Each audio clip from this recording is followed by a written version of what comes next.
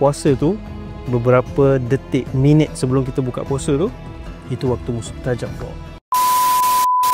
Dan ada lagi waktu special nak buka puasa tu kan. Kita nak makan apa? Telur dadak pakapau. Tu dia, kita buka puasa tu, beberapa detik, minit sebelum kita buka puasa tu, itu waktu mustajab doa.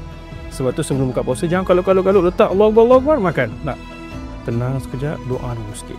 Ambil masa sebelum azan untuk kata doa. 5 minit sebelum buka kita duduk diam-diam, jangan main phone, jangan duduk gaduh bertengkar, duduk diam dan kita memohon kepada Allah Subhanahu Wa Taala, kerana itu juga waktu mustajab doa. Dan ada satu lagi masa yang sangat istimewa, iaitu pada waktu sahur tu.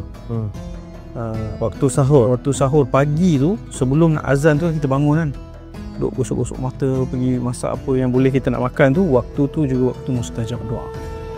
Dan bahkan Allah kata, bagi orang yang beristighfar, mohon, doa ni kan permohonan, yang mohon ampun pada waktu sahur ini istimewa.